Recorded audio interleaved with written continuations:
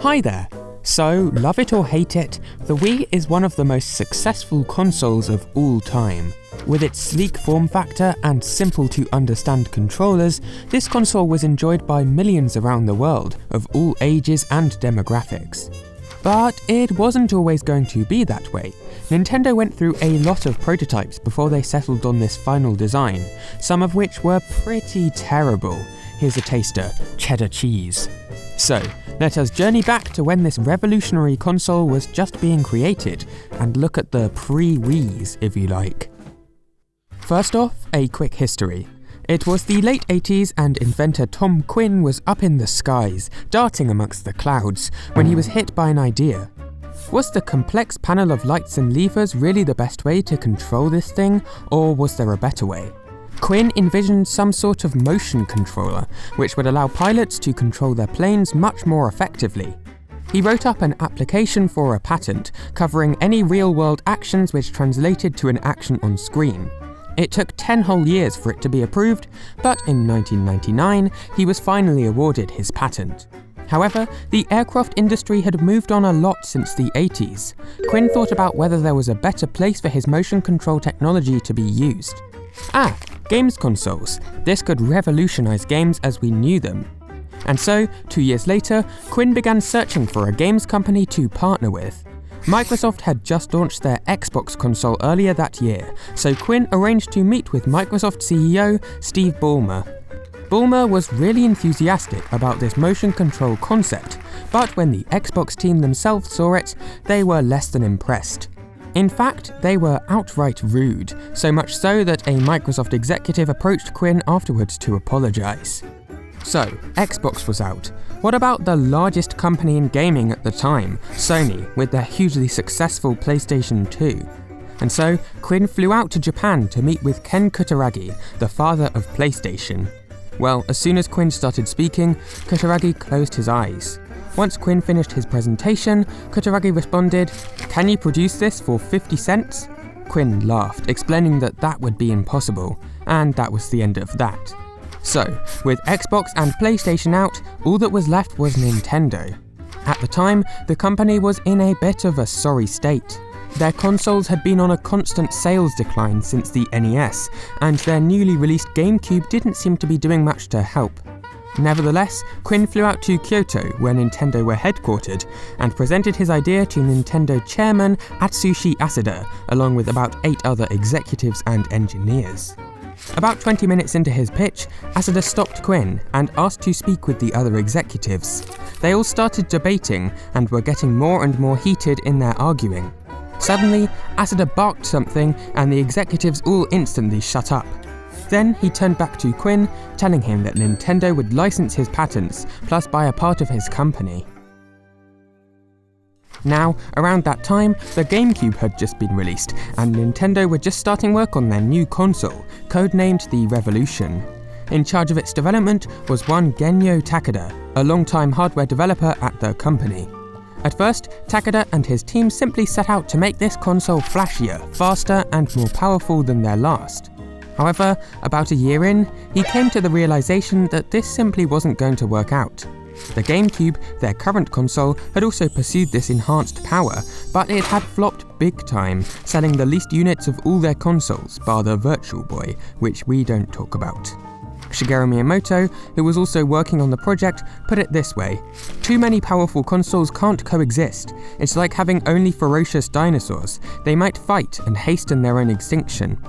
And so, Takeda decided to completely revise Nintendo's strategy for the Revolution. Rather than pursuing the same old crowd of serious gamers, Nintendo would target their console to people who didn't usually play games.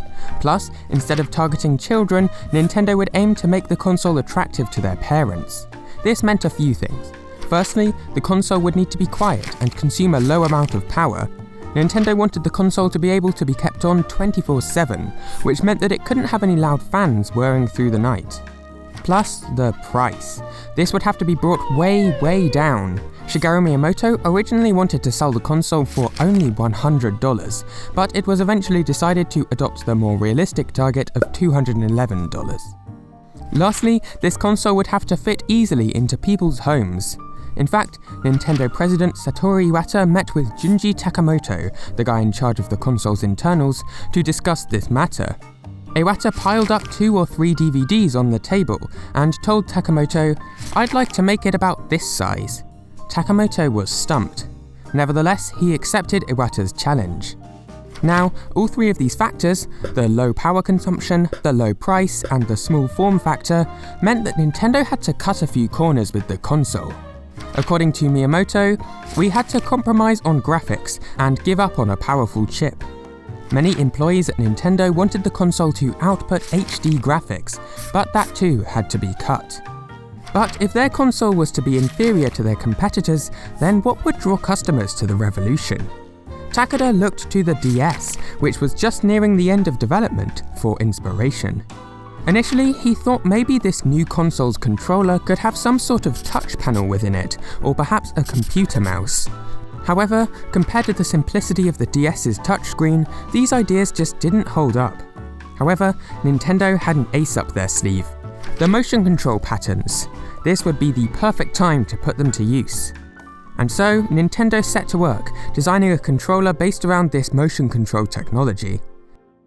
In charge of the design of this controller was Kenichiro Ashida, a hardware designer who'd been working at Nintendo since the days of the SNES, and who was very close to Shigeru Miyamoto. From the beginning, Ashida and Miyamoto knew that they wanted this controller to be as approachable as possible. If people saw it, they should think, "I want to pick that up and try it." However, it took a while for them to fully realise this idea. At first, they tried out a design they called the Gunbai, which is the name of this fan which the referee of sumo wrestling fights has to hold. Now, this design had a similar form factor to a traditional controller, but with a pointer added to the centre to allow elements to be clicked on screen. But when they tested this, it somehow didn't feel right. After some examination, Miyamoto realised the problem. They were designing this controller using traditional controllers as a starting point, when what they really wanted to do was create something unique. He exclaimed, "We shall start from the rod!" And so, the team started designing prototypes based around a simple rod-like form factor. As inspiration, Miyamoto brought in his mobile phone to meetings, plus the remote from his car navigation system. These spurred on a flurry of remote-like prototypes, like this one, which really does look like a remote control, and this one, which looks like a GameCube controller with the side parts chopped off. But from here, things just got weirder, eventually culminating in this, a circular controller with a large star button in the centre, with 3 small buttons surrounding it. It was coloured bright orange, and quickly earned the nickname Cheddar Cheese within Nintendo. However, when the developers from Zelda and Mario were shown this controller, they complained that there's no way any traditional games like theirs could ever be played on it. And so, Nintendo went back to the drawing board, eventually switching back to the rod design they had started with. As soon as Iwata picked up this controller and tried out the pointer functionality, he knew that it was the one. However, it was by no means perfect. Nintendo had already decided that this new console would be compatible with GameCube games, plus it would have a virtual console feature letting the user play games from older systems too. There was no way that this vastly simplified controller-remote hybrid would allow people to play these games. Then, the team had an idea. What if there was a port at the bottom of the controller which allowed other controllers to be plugged in as well? Yes, this was perfect. Before long, they had designed what they called the Classic controller, a more traditionally laid out controller allowing for older games to be played more easily. However, this plugging in extra controllers concept would later culminate in one major idea: the nunchuck. You see, a young developer had been talking to Genya Takeda when they suggested the idea of a separate controller featuring an analog stick which could be held in the player's free hand. Takeda knew this idea would allow for many more types of gameplay, so he approached Ashida asking, "Can you try to make something like this?" And so, Ashida began by making a prototype out of clay, until he settled on the final form of the controller. Nunchuck was originally just the codename for this device, but it quickly caught on, to the extent that Nintendo decided to adopt it as the official title of the peripheral. And so, with all these factors decided, on the 19th of November 2006, the Wii was released. It was instantly clear that it was going to be a hit. Flying off the shelves would be an understatement, in fact. Countless headlines told of queues trailing out of stores and all around the block.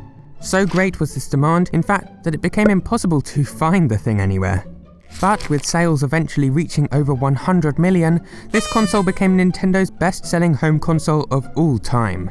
And that was certainly a feat.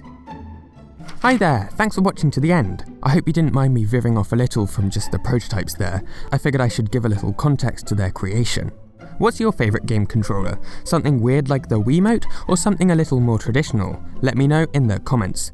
Finally, subscribe for more videos like this every week, plus share this video with your friends to help this channel grow. And I'll see you next week. Bye.